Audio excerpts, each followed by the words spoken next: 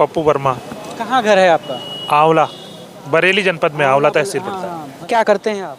मैं स्टूडेंट हूँ, अच्छा पीएचडी रिसर्च स्कॉलर हूँ मैथमेटिक्स में। अच्छा अच्छा, कहाँ से आप पीएचडी कर रहे हैं? महात्मा ज्योतिबा फुले रोहिलखंड यूनिवर्सिटी बरेली। अच्छा।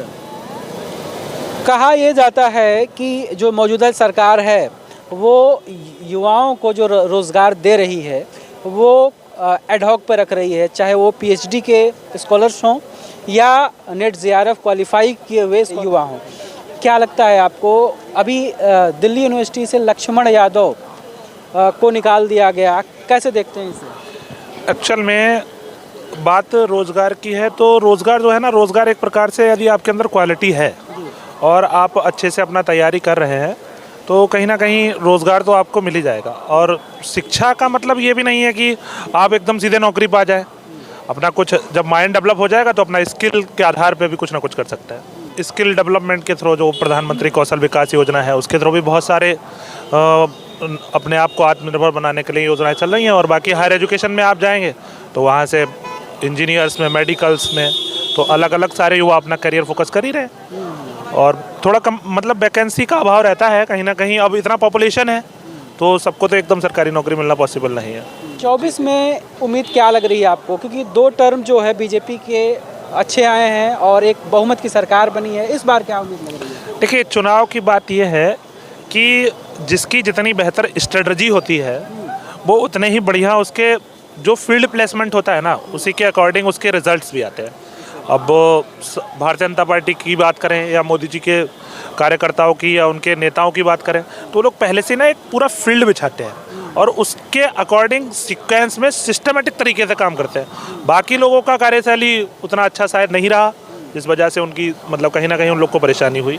और ये हम सब लोग देख ही रहे हैं धरातल पे किस तरह से वो लोग अपना काम कर रहे हैं। चाहे वो अभी मध्य प्रदेश का हो, अभी वहाँ वो बिटिया को पेंशन योजना देने वाली योजना थी, हाँ लाडली बहना, उसके बहुत ज़्यादा रिजल्ट्स आए। महिलाओं ने मैंने पढ़ा था एक अखबार में कहीं कि हर 10 महिलाओं में 9 महिलाओं ने भारतीय जनता पार्टी के पक्ष में वोट किया।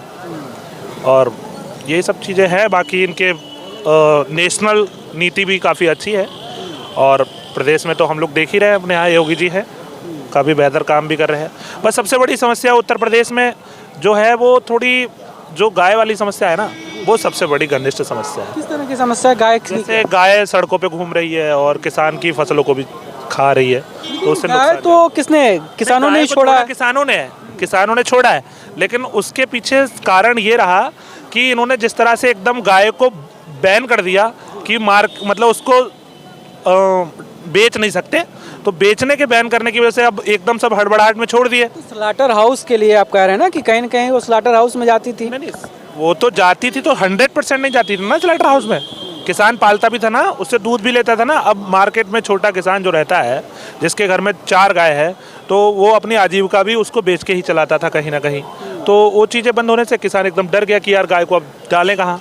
तो इस वजह से वही किसानों की गाय है, लेकिन उनको संरक्षण करने में भी माननीय मंत्री जी ने बहुत प्रयास भी किया है क्योंकि वो हमारे आंवला के ही है। गौशाला भी तो बन रही है। हाँ, वही बता रहे हैं। जो मतलब दुग्ध उत्पादन मंत्री है वो आंवला के ही है, माननीय श्री धर्मपाल सिंह जी। उन्होंने पूरा अच्छे से गौशालाओं को मेंटेन करने के लिए 31 दिसंबर तक उन्होंने कहा है कि हम गायों को गौशाला में पहुंचाएंगे और उसके लिए प्रयासरत भी हैं। आप यकीन मानिए, मैं आंवला का हूं, उनके क्षेत्र का हूं, तो पिछले 2 हफ्ते से मंत्री जी घर नहीं गए हैं आंवला। वहाँ की जनता से किसी प्रकार की उनकी बात नहीं हुई है और शायद इस हफ्ते भी अभी इस संडे को घर जाने वाले थे तो इस संडे को भी घर नहीं गए। मतलब पूरे प्रदेश में कभी मेरठ में, कभी अयोध्या में, कभी जौनपुर में, कभी कहीं ना कहीं पूरे पिछले करीब 26-27 दिन से वो इसी में लगे हुए हैं।